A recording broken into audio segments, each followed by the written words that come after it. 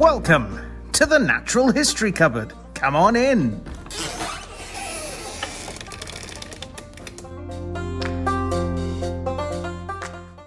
And welcome back to the Natural History Cupboard podcast, the place where the weird and wonderful parts of the natural world come together for the 200th time. This is our 200th episode. I know. Put in the podcast. We've been doing this now for quite some time, shall we say? Yes. It's almost 4 years, or pretty much 4 years. This is the end of our fourth season. Yeah. The 200th episode is coming in December. In December. So this is the end of season 4. Yeah. Pretty much. We've got 1 or 2 episodes after this. I think it's just 2 episodes, and then we're season 5. Yeah. So basically, to do things a little bit different, we've tied this in with the fact that this year has also been the 200th anniversary of a beloved species of dinosaur, Megalosaurus, which we're going to look at in sort of a deep dive today. To celebrate deep dive. Yeah, very deep dive underground. To celebrate the fact that it is our 200th episode, we sort of tied the two together.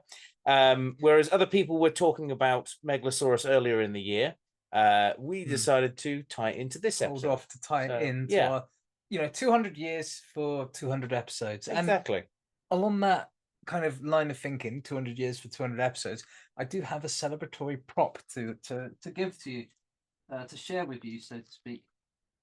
Sounds like a crisp packet. There you go. It's not dodgy. I've got one too. Okay.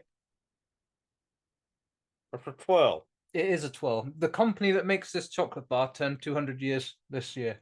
Oh, so we've got 200-year-old chocolate. Not literally. I was going to say, it tastes pretty good for 200 years old. 200 years for 200 episodes. Fair enough. Congratulations and well done. Yes, well, same to you. And whilst we finish these ones off, although looks like you've already finished your one off. I inhale chocolate. We'll move into our creature feature. Let's do it. It's the creature feature.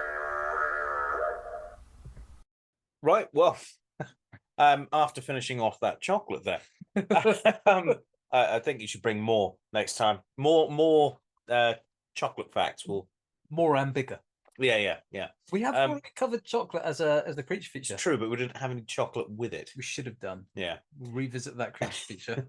So, this week, we're going to look at Megalosaurus, but we're going to do it, instead of just one of us doing it, we're going to split it in 2. I'm going to look at the past of Megalosaurus. Now, Megalosaurus is very much in the past, but I'm going to look at Megalosaurus when it was first found. Aaron's going to look at Megalosaurus as we know it today. Yeah, I'm going to look more at the life biology, the paleobiology, the life of this animal, what this animal actually was and what its world was like. I'm going Victorian. So, we start this week with the discovery of dinosaurs. Because, well, nothing says the discovery of dinosaurs like this species that we are about to talk about. And in fact, this species that we're about to talk about, allow me to introduce you to the first dinosaur ever to be named. Behold, Scrotum humanum. Now, I've not lost control of my senses there, but Scrotum humanum was discovered by Robert Plott of the Ashmolean Museum in Oxford in around 1677, described from a fossil.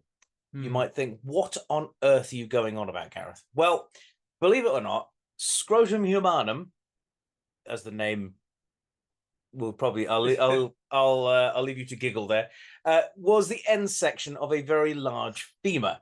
The end of the leg bone. It was concluded that this bone belonged to either a Roman war elephant, but it was later decided that it must have represented the thigh bone of a giant human, as described in the Bible. This is at a time in history where science and religion are still very much intertwined, especially when it comes to the natural sciences. And so explaining things is very much done in the guise of explaining things from the Bible into how we look at stuff around us. It was the natural world through Yeah. the religious Lens, yeah. Yeah. So, you know, the idea of a Roman war elephant was just as logical to some people as a biblical giant. But in 1763, Richard Brooks used Plott's description of this thigh bone in his 6-volume publication of A System of Natural History, and his reproduction of the illustration included a caption that read "Scrotum humanum," referencing the visual similarity between this bone and, well, a scrotum, a human scrotum. I'm holding for silly laughter there from Aaron. I've even written that into my script. Notes. Hold for Aaron laughing himself silly. Unfortunately, for the effect, I've actually known about this name for a long while, time, for yeah. years. So, but it's always funny to hear it said out loud, especially in the context of like a semi-professional podcast. Yeah. So I'm not quite sure how serious scientist Brooks was with his assumption that this was a fossilized scrotum of a giant, presumably. But soft tissue like that doesn't tend to fossilize that well. And let's face it, looking at it, you can tell it's pretty much the end of a thigh bone. And I don't think my first thought would be, no, this is no end of a thigh bone. This is quite clearly a giant scrotum. If we haven't been taken off the air by this point, then, well, we never will. So this name, though, however, is not considered valid today. It's shocking, I know. Its structure basically it follows the binomial nomenclature that, well, modern scientific names have. So scrotum being the genus and humanum being the species, if that was the case. This, interestingly, would actually make the fact that scrotum humanum, I don't know how many times I'm saying that. We should have had a counter up as to how many times I'm saying it. Would actually represent the very first fossil evidence of what would later be known as a dinosaur. Because at this point, the word dinosaur, the thought of dinosaurs, doesn't even exist. Technically, though, that would mean that the later finds that would then bring this animal to be called Megalosaurus is actually what's known as a junior synonym. And technically, scrotum humanum should actually be the valid name for this animal. Because it came first. Yeah. However, because of various different ways of how this has been presented, and I suppose somebody had to sort of a bit of common sense take the silliness out of it. And today, the name scrotum humanum is considered to be, I think it's nomum dubium. Basically, it's a no longer used name. But just picture, in an alternate reality, this birthday special that we are coming up with is, well, basically the scrotum humanum birthday episode. Or asking someone in the street, what's your favorite dinosaur? And saying, scrotum humanum. Yeah, exactly. So we should, in theory, be calling it that, but we're not all silly. But why isn't it called this? According to the international rules of the Code of Zoological Nomenclature, the name scrotum humanum, in principle, has priority over Megalosaurus. So, like I say, it is very much considered to be the one that was first published, and that Brooks understood that the stone, or the fossil itself, did not actually represent a pair of petrified testicles, is irrelevant, because merely the fact that it was named first actually makes it the more used one.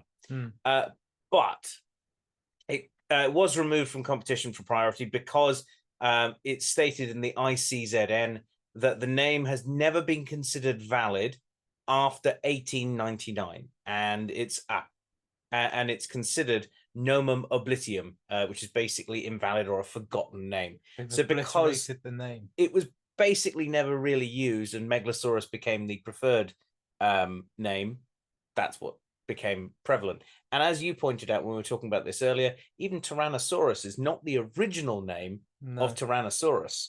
It should be Manospondylus gigas. Manospondylus, yeah. Yeah.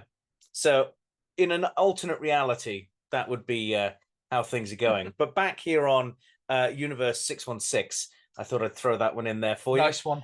To make sure that I got the correct universe, just in case. We actually turn our attention to the discovery of a tooth.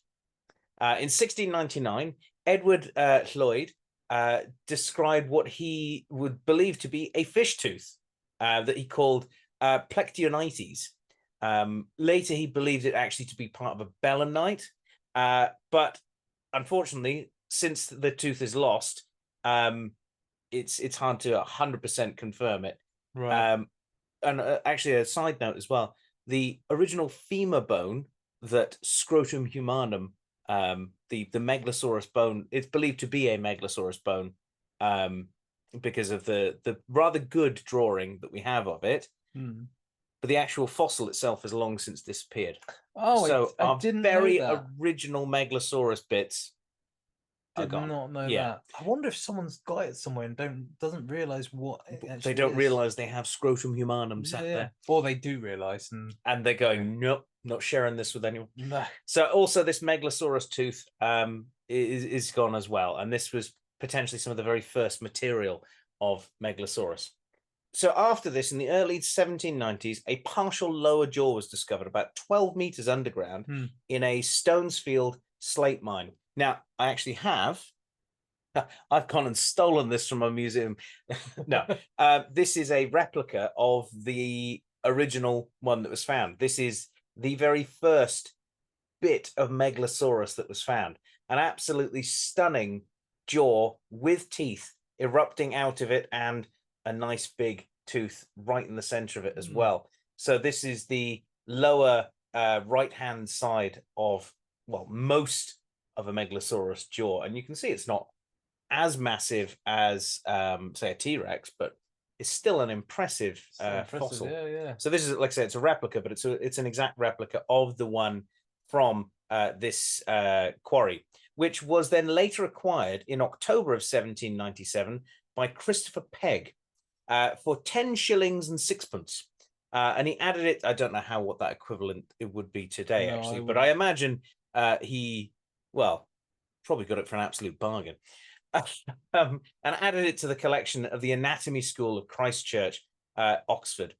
More bits and pieces were discovered soon afterwards over the surrounding years that followed, and added to this collection of this weird creature that was starting to build up. Something that's got very big teeth, something that's got very big bones, that is not like anything that is known to people at this point. Now, it's at this point we introduce probably the most famous, one of the two most famous players in this particular story, William Buckland, who studied these mystery bones after acquiring them for the museum at various different points. So he started to take an interest in these bones.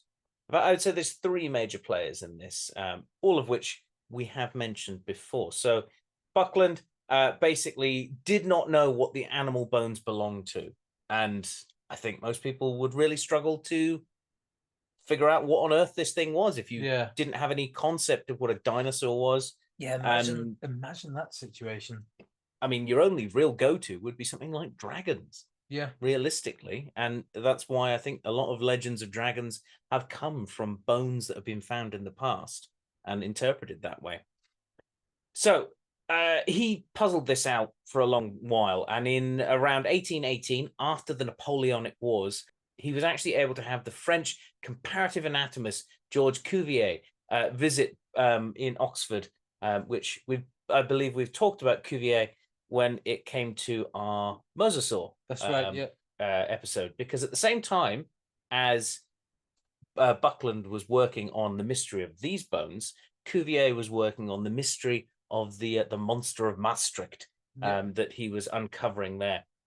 So he was coming across a giant predatory reptile that lived in the sea, whereas we were looking at a giant predatory reptile on land. Yeah. So when Cuvier visited Buckland in Oxfordshire, they basically started to realize that these giant lizards were unlike anything they'd seen before. These were giant lizards in every way, shape, and form.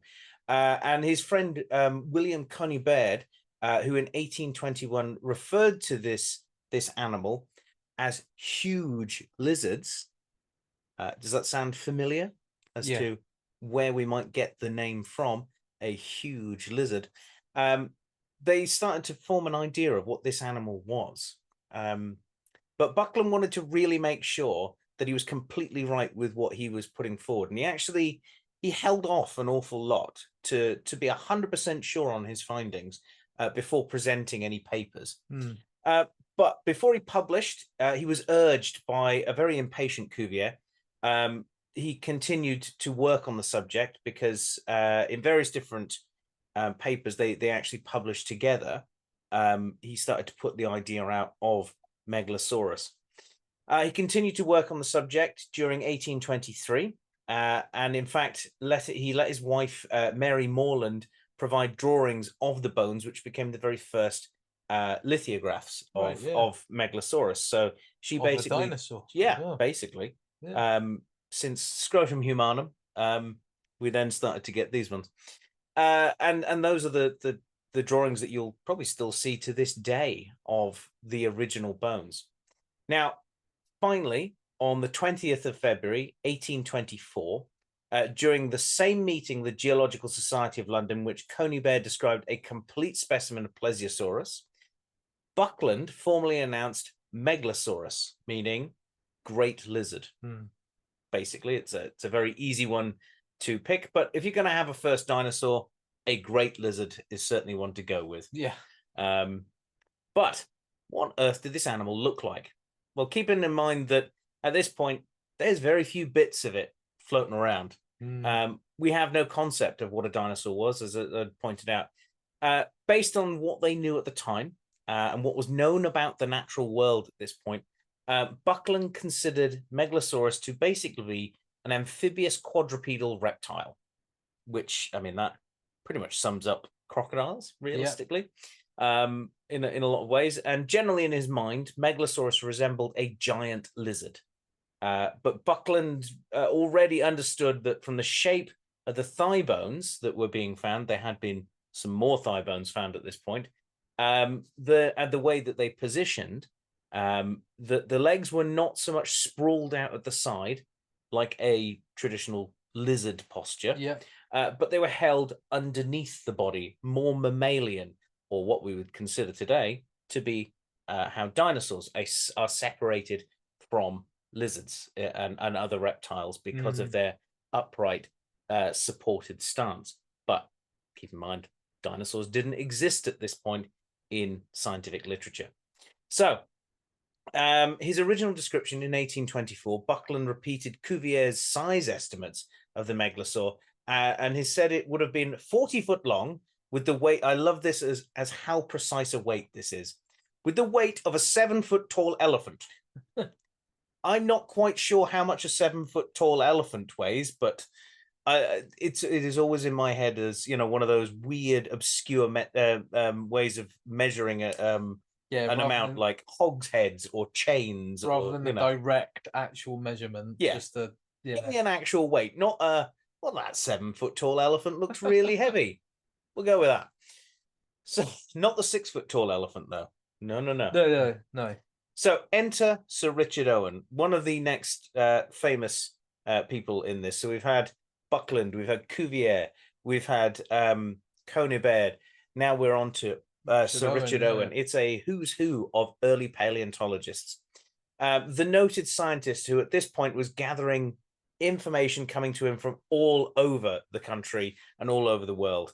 To create ideas and sort of solidify this view of the now missing natural world, and really starting to shape and change the way that people viewed the planet. This is at a time where Darwin is publishing his ideas on natural selection. You've got Sir Richard Owen putting together these bits and pieces of giant reptiles. And originally, the original 3 dinosaurs that were found, Megalosaurus, Iguanodon, and Hylaeosaurus, Owen used Megalosaurus as the first of these to basically assign to a group that he put together called dinosaurs, meaning terrible lizards, because, well, they looked like big, terrifying, terrible lizards that stalked a world where it still didn't quite fit with the Bible, because this is still and Owen was very much a religious man. He wanted to try and fit them into a biblical worldview to a certain extent, and it became increasingly hard to obviously do so, because these are not things that are mentioned in the Bible. No. So in 1852, though, we are now firmly into the Victorian craze of empire. You know, not the empire, but the empire. Not Vader's empire, but No. Victoria's empire. So in 1852, Benjamin Waterhouse Hawkins, the final of the big hitters that we're going to bring into this portion of the story, was commissioned to build life-size models of Megalosaurus, Iguanodon, Hylaeosaurus, and all sorts of other prehistoric animals that were being discovered. So Plesiosaurus, Ichthyosaurs, pterosaurs, all of these different fossils that were being found in and around the UK, to add into this, well, the very first paleo reconstruction of its kind in the world, that would be an absolute showstopper. And for a Victorian person, even people today, to see these things, I would say would be amazing. Imagine never having seen anything like this in your life and going to the Crystal Palace Gardens, which they are still there today, for what was the Royal Exhibition of essentially showing off the might and power of the British Empire, and seeing a gardens that had statues, life-size statues of prehistoric animals that you had never seen, that would basically look like monsters, you know, and coming face to face with these things must have been absolutely breathtaking. And they are still there today, and I really want to get there at some point and go and see the Megalosaurus and that. I've not seen them. No, so it'd be cool to see them. But yeah, they were built to basically be part of this royal exhibition in and around the Crystal Park exhibition area, which is the actual gardens are still there now, but the giant glass house that was there actually burnt down. That's right. Yeah. And was never replaced, basically. So they remain there to this day. And Waterhouse Hawkins basically worked under the direction of Owen, creating these statues with Owen's ideas. And the sculptures in Crystal Palace actually show, for the Megalosaurus at least, a hump on its back. Now, that hump on its back is quite distinctive for this Victorian view of them. And I think it makes them look really quite cool, actually. As much as bad, drawings of dinosaurs go, I have a real love for original paleo art of some of these animals, because there's a window into time, isn't it? It's basically looking back on how we viewed these animals, but at the same time, they're also pieces of art in themselves. So I can appreciate them for the art that they are. And I really like the original view of Megalosaurus as this big amphibious crocodile creature that had straight legs, like almost like a bear, I suppose, in some way, like an elephant, stalking this landscape. And there's some really early paleo art of a Megalosaurus attacking an iguanodon and just crunching on its neck and everything. Very sort of like chaotic, sort of almost demonic view of this like prehistoric world with some of these images. And the paleo art often depicts these chaotic demonic fights, as you say, as almost tropical hellscapes. Often not they often look like somewhere you would holiday if it wasn't so uncivilized and dangerous looking. I suppose. So this shoulder hump, though, was actually from a different animal entirely. Right. There were various different vertebral spines acquired by Owen in around the 1850s. And he basically thought they looked like the rest of the Megalosaurus bits that he had, and so he incorporated them into the design that then became Megalosaurus as we know it today. However, these spines are actually from Beckel spinax, another British dinosaur, which is an odd-looking dinosaur. So Beckel spinax, you might have seen, I believe it actually featured in one of the Jurassic Worlds as one of the stuffed ones in the background of the Lockwood Manor.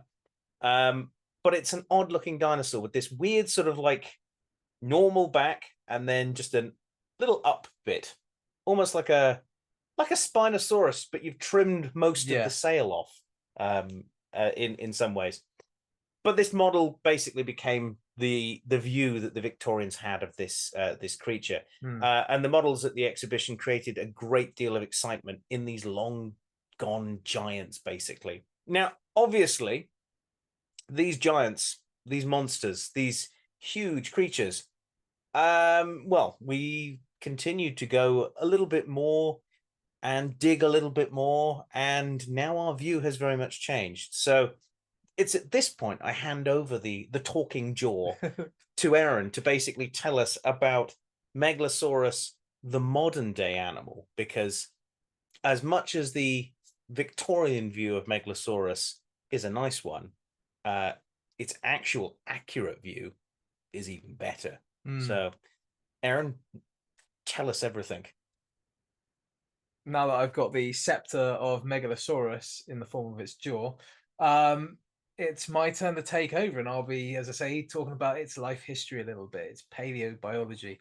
Now, to understand this animal as the animal it is, not as the lizard-like monster our forebears would have considered, but as it truly lived and breathed, we should first understand its home. So 166 million years ago in the Bathonian stage, which was an age in the middle Jurassic, in Europe would have been an island chain or an archipelago, surrounded on all sides by the Great Tethys Ocean.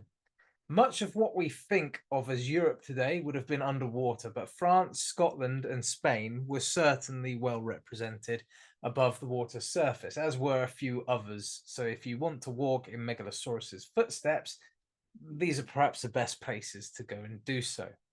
This doesn't sound like a terrible place. No, not really. Scotland, France, and Spain. Yeah. Good place to go, I would say. Now, this prehistoric ocean would eventually give rise to a few of our modern seas, namely the Black Sea, the Caspian Sea, the Indian Ocean, and the Mediterranean Sea. But during this time, the mid-Jurassic, it was one. Just a complete expanse of marine habitat interrupted by Laurasia to the north and Gondwana to the southwest. Now, the Jurassic saw the Cimmeria, a smaller continent that broke from Gondwana in the Triassic, smash into Laurasia, causing the ocean floor behind Cimmeria to crumple up and form a trench. The Tethys Trench, this is called. The resulting rise in water is what drowned large swaths of Europe to create the very archipelago that Megalosaurus would evolve and thrive on as probably the apex predator of the region and time. And you can see evidence of all of what I'm talking about today. If you were to head to certain parts of modern day Turkey, Afghanistan, China, Iran, Malaysia, Myanmar, Pakistan, Thailand, or Tibet, you would be seeing and walking upon the prehistoric continent of Cimmeria. That's where this place still exists. So whenever you fly over or sail upon the Atlantic Ocean, you're also looking at the result of Laurasia and Gondwana shifting further apart, stretching the Tethys Ocean out between them. So generally speaking, as far as the surface area of the land that Megalosaurus had to occupy is concerned, the sea levels were on something of a constant but steady gradual rise. On land, the environment didn't really vary much and would have remained warm for the entirety of Megalosaurus's reign, to say the least. But Europe itself straddled two realms, the Tethyan and the Boreal, with the former being tropical, whilst the latter would obviously not have been.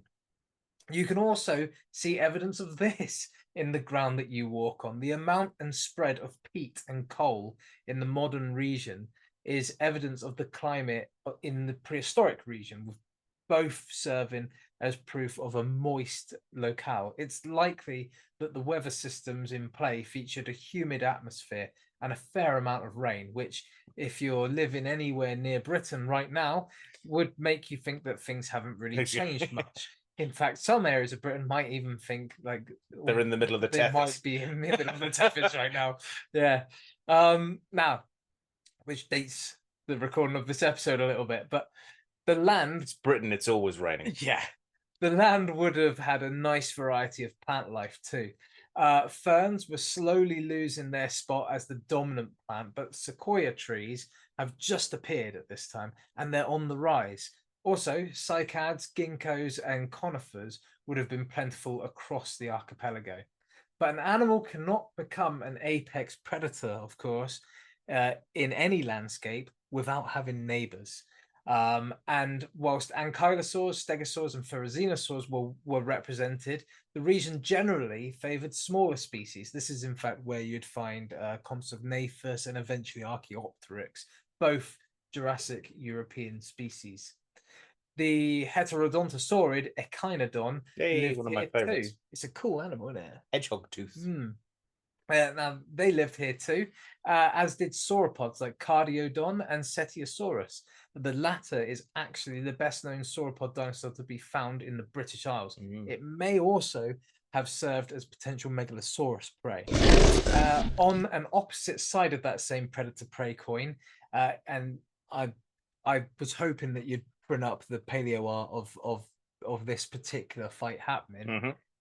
But it's worth noting that whilst Megalosaurus and Iguanodon occupied the same regions, we have not, as of yet, found fossils of both existing in the same time frame, with the oldest Iguanodon specimens being younger than what we have representing Megalosaurus. So the popular depiction of the two of them interacting is not actually confirmed.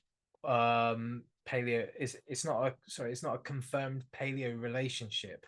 And the animal is not considered Megalosaurus prey at the moment, although you could probably infer that it was, but there's no proof of it right now.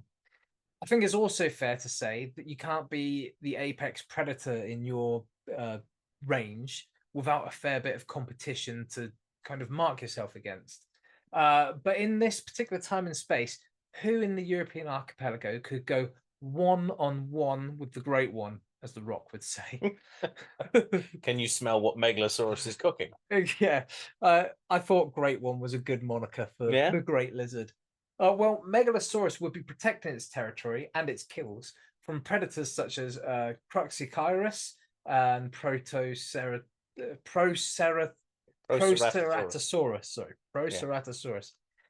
There were also dromaeosaurs and troodontids present, but lacking in the identification department to be able to confidently say which ones.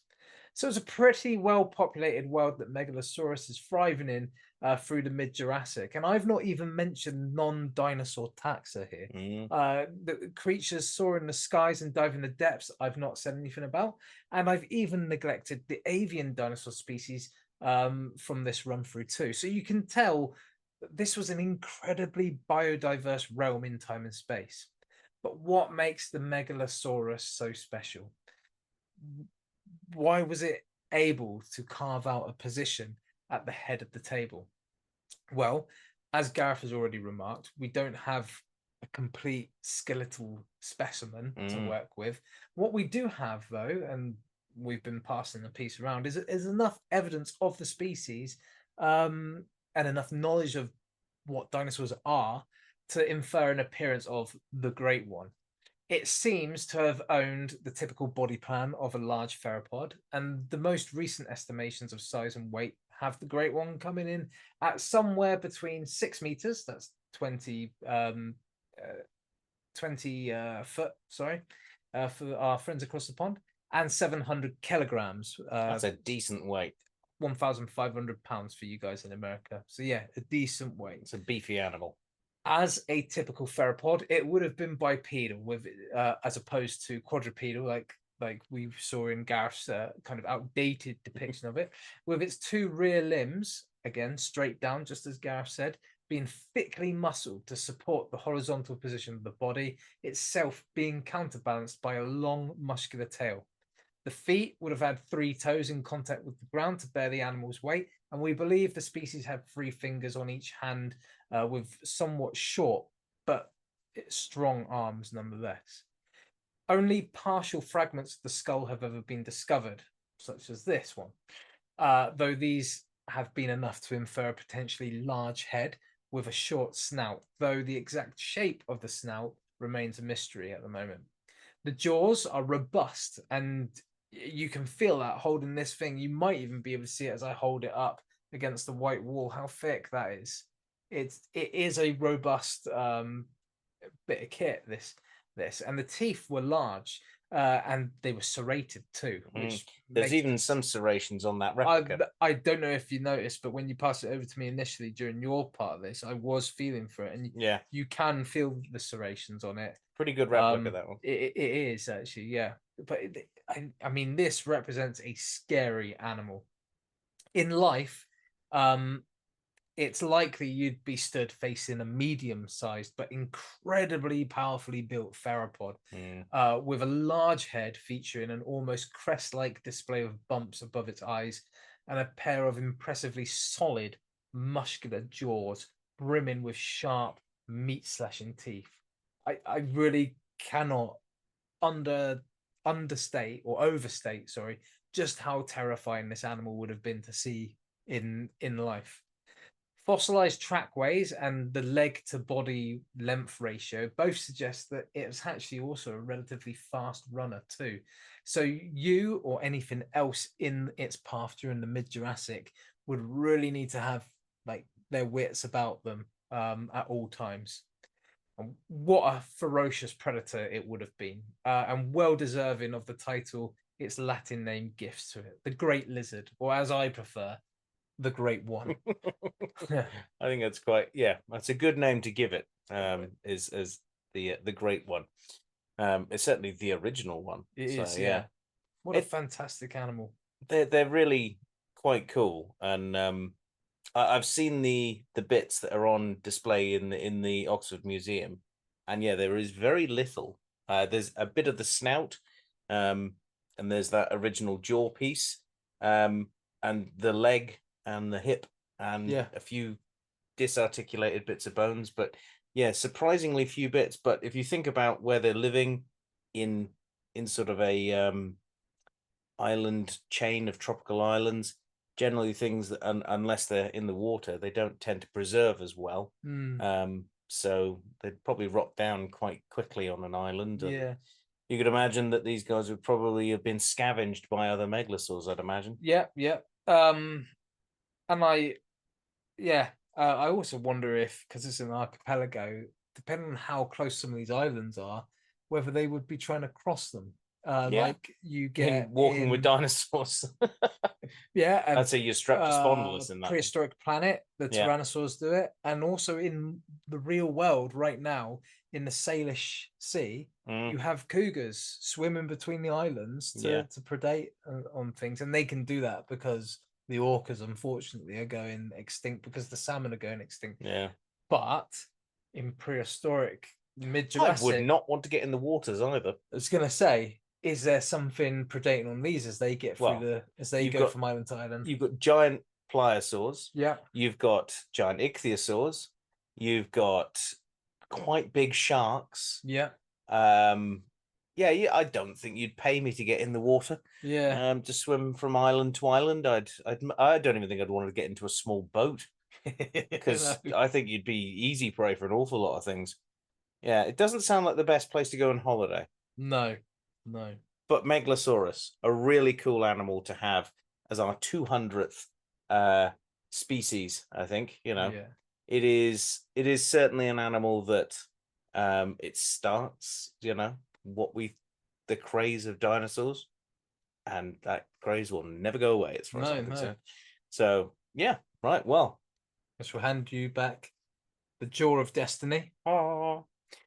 Shall we head into our emails this week? We are going to look at your comments from Of the last 200 episodes, basically. We're going to, we're not going to read out every single comment. No, we're just going to have a look at what you guys sent us in preparation for this episode, and maybe have a bit of a chat. Bing! You've got mail. Ooh, it's an email. Right. Well, we're now into our emails, and we put this up the other day to basically see what your thoughts would be. What's your question you wanted to ask us about 200 episodes? What was the one thing you were thinking you needed to let us know? We had a few different comments. I would point out that the shout out that we put out on our TikTok, we had over 700 people looking at it within the first hour or so, liking it, all sorts of things, reacting to it. Not a single comment. Commented on it. It's good that you guys liked it, but add a comment. We asked you for comments. Anyway, that's a minor gripe. So Jess, our very own Jess, has put, my favorite episodes are the Hornbill, the Great Crested Newt, and the Ladybird Spider. Her favorite guest was Dr. Erica McAllister and Shane, who would be right the way back in one of the very first episodes. Yeah. Shane was on. Posted for us a couple of times. Yeah. Jen Babs replied to her and said, "Oh yes, Dr. Erica was fab. I need to think about this one and perhaps jog my memory on 4 years worth of episodes. I did like the one where Aaron, Drew, and Gareth spoke about their personal beliefs on life." I don't even remember. I don't remember that. It was some time ago, perhaps series 2. Oh God. This is not my final answer though. She's come back. It actually is. Oh yeah, because she did not reply after that, even though you'd prompted her to reply. Did I? No, I don't remember that. How do I remember that 2 years ago? I thought you'd prompted her to reply in a message or something. I don't know. No. Yeah. She may come back to us with a different one. Jan Ashbridge has put the red squirrel was good, and Scalidosaurus. Oh, I like the Scalidosaurus one. That was one of my favorites. They were two nice species to cover. Then we've got Stephen Eddy, the extinct cave roach one. I never saw. Now, I don't know whether he actually hasn't seen the episode. Yeah, it's the episode he means. Right. Well, that's nice. So it can't be his favorite, really. Well, I mean, he's seen the cockroach. Yeah. Because he's the one who showed me the cockroaches. So yeah. But yeah, those are some of the different comments that we've had. It's been nice to obviously hear that you guys have enjoyed some of those episodes. But we thought what we'd do is bring up some facts and figures from over the years. We've done a brief tallying of some of the different species. Aaron, what have we got? We've just we've roughly counted these, and there is some overlap. There is a bit of overlap, yeah. Do you want me to run through it then? Yeah. Take us through.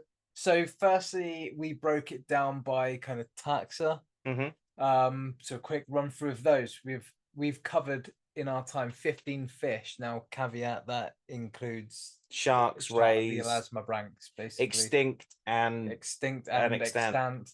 But yeah, 15 fish. We've then covered 69 mammals. I mean, it's quite easy to cover mammals. There's a lot of them. Yeah, they are actually the ones that we've most covered. Big iconic animals. Yeah, then we've got sorry. Very inappropriate. Sorry. It wouldn't be a proper episode if you didn't break down into laughter at some point. Next time I have to read that number, I'll just read 1 less than 70. Right. I'm such a child. Yep. Reptiles. We've covered 23 reptiles. Now, another caveat, that doesn't include dinosaurs. Dinosaurs we covered separately, and we've done 20 of them, which actually isn't as many as I thought we would do.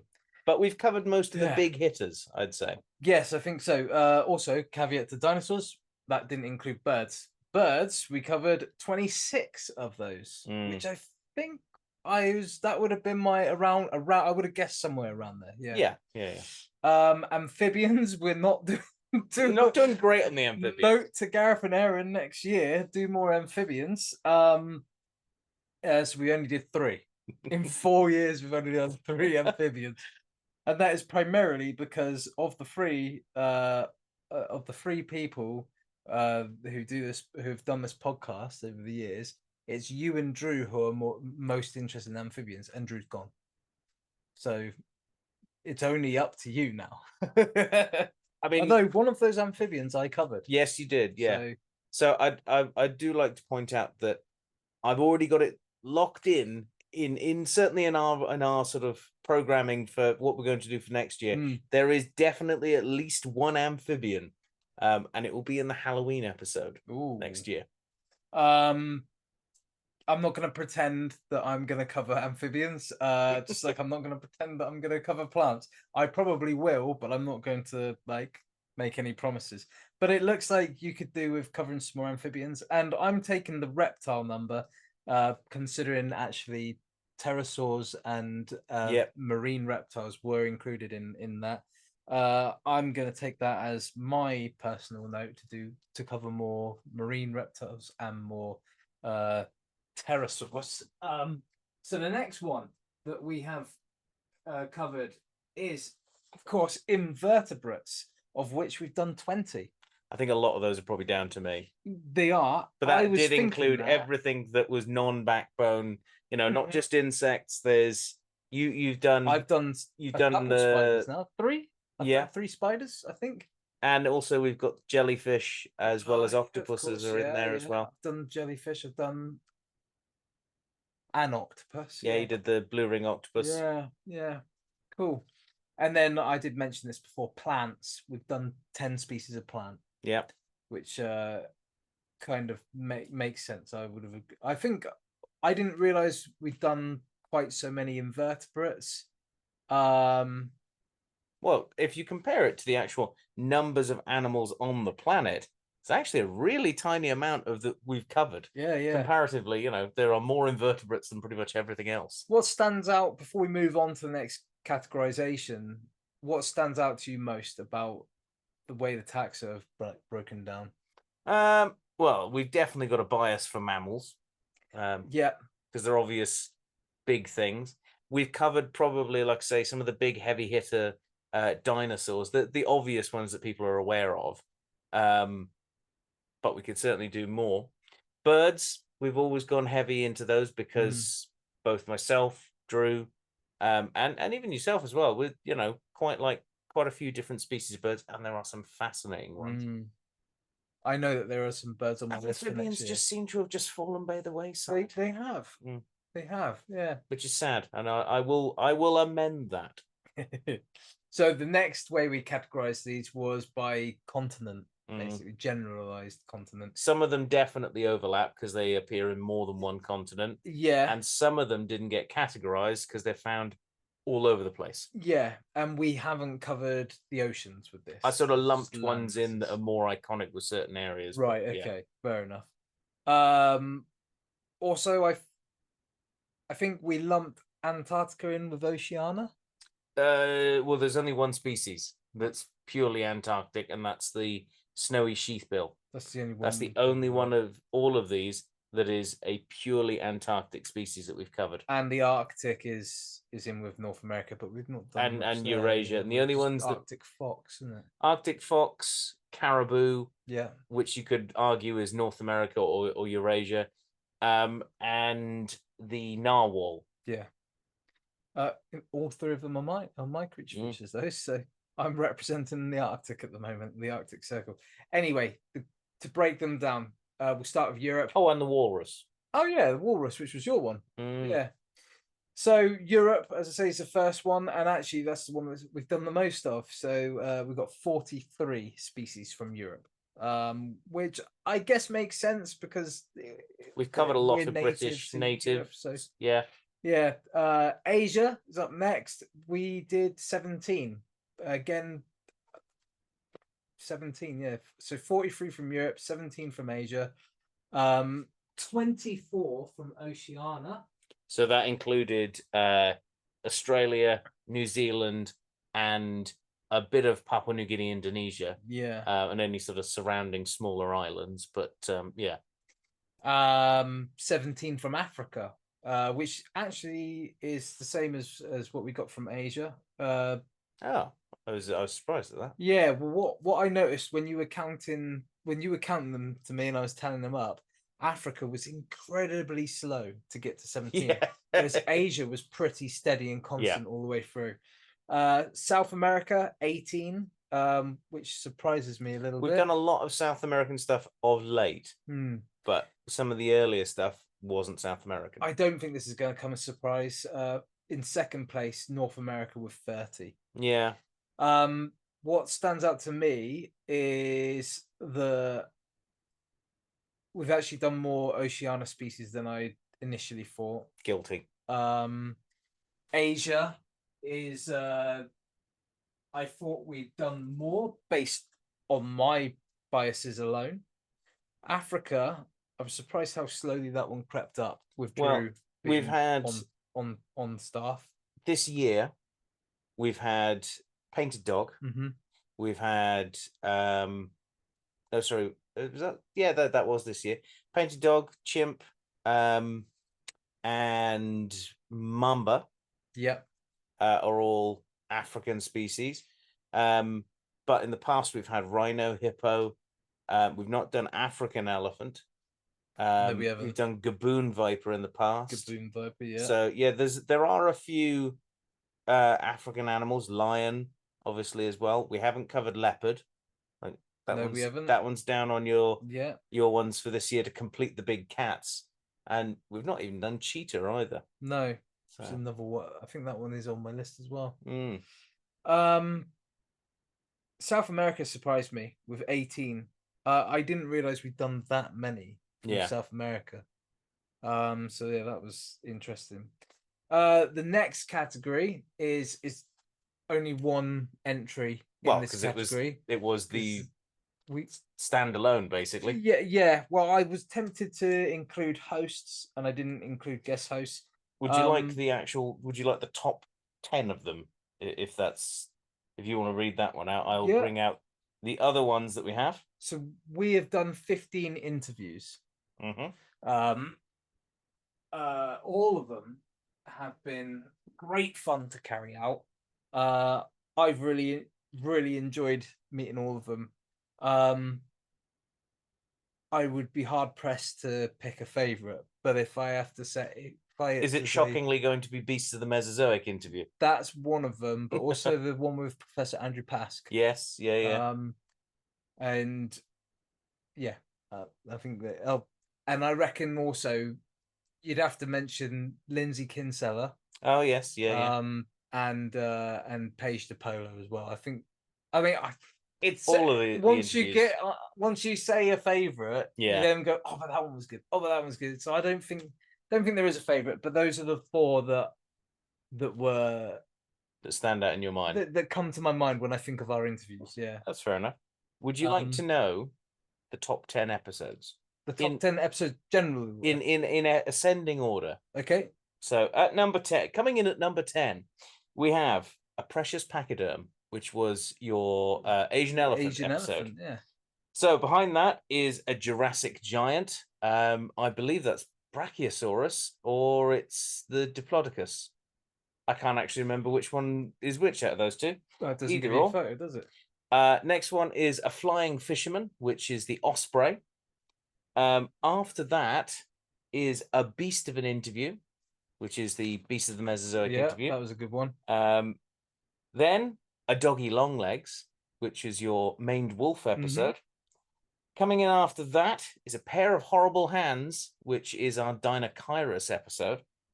After that one is A Highly Rare Butterfly, which is the High Brown Fritillary. After that, a Mega Marsupial. We're now into the top 3, which is the Procoptodon episode. Yeah, it was a good one. Number 2 is A Perfect Pine, which is the Huon Pine episode. And beating it only by about 10 listens, completely forgot that it was actually still number 1, based on the fact that I still don't think it's our best episode. Is our first episode. Oh no! A Little Fish with a Big Appetite. That is the first one, and I'm gonna say that that's probably because if people start listening, they tend to start at the beginning, and go from there. It's not our best episode, I we think. really need to put a little disclaimer at the start of that saying that the audio is not good in this. We've It should be improved listed as a legacy the episode. legacy episode. But I personally think our most popular episode is A Perfect Pine, which was a nice little segue into this one now, which was actually suggested to us by one of our Patreons. It was, yeah. And became I would say, our most popular episode. So it's a nice little segue. Genuinely popular, yeah, because it's not that someone has it's not that people have just started on it because it's the first one. That one it was incredibly popular. So it's a nice little segue into talking about our Patreons. So for our 200th episode, Aaron, tell us about our Patreons. Well, every week, but this week especially, we like to give a little love back to our Patreon supporters by shouting out the names of these wonderful, wonderful people, especially on, as I say, on a week like this week where we're looking back and the gratitude is extremely high right now. So these guys are the Cupboard Dwellers who support us through a financial contribution for which we are grateful beyond words. And those people are, of course, Fogtober, Jen Greenhall, Connie P, Chelsea McKee, Nick to Nick, and Matthew Jedi. Guys, you still haven't been corrected. Guys, your financial contributions are actively helping us here in Natural History Cupboard, and hopefully we'll be able to do a bit more next year. But we really can't thank you enough for that continued support, especially those of you who have been Patreon members since we started the Patreon. And yeah, but it's not just our patrons we like to thank right now, though. We appreciate all of our Cupboard Dwellers. And again, just like the patrons who've been there since the start of Patreon, the Cupboard Dwellers who have been with us since episode 1 have ignored the audio quality in those first few episodes and have stuck with us all the way through to episode 200.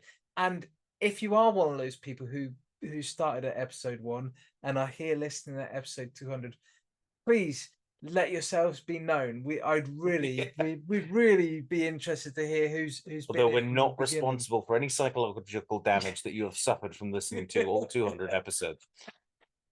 Thank you for being along with us on the journey for however long that you've been around from. And if you haven't been here from the start, let us know when you started listening. That'd be interesting too. What was it roped you in? Yeah, what roped you in? Yeah, but thank you so much, guys, for continuing to watch, continuing to listen, for sharing us, for subscribing to us, for liking us, for commenting on the bits and pieces that Gareth does on TikTok and on Facebook, and that we everything that goes up on YouTube and such, and wherever you get your podcast to.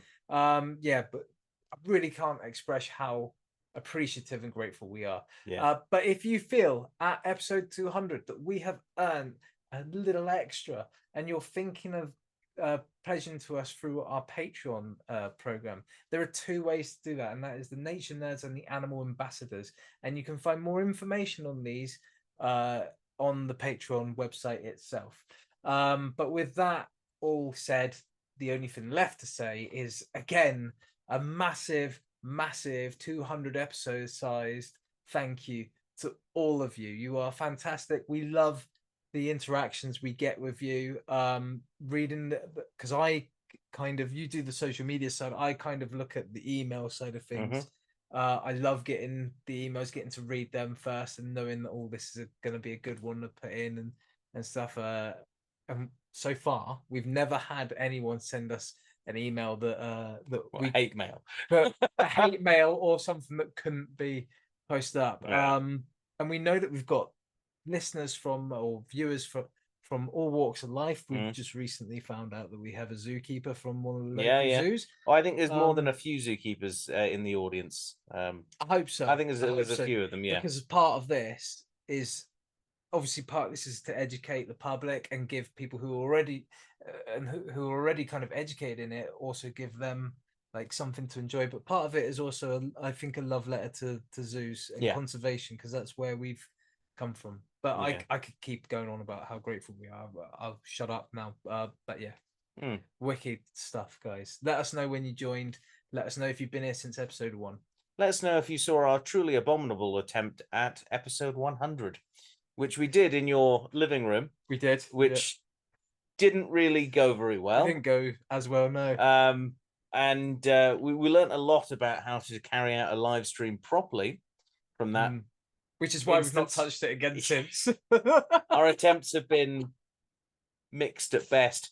And certainly, well, also the technology failed us that evening as well. But hey-ho. Saying that was episode 100. Episode 200, you won't know this, hopefully, but this whole recording has been incredibly marred and dogged by a thunderstorm outside. It's been raging. Cut the electricity off. It's cut the camera off several times. The Wi-Fi's gone. The Wi-Fi keeps going. The fact that we've gotten this far and not given up is it's something.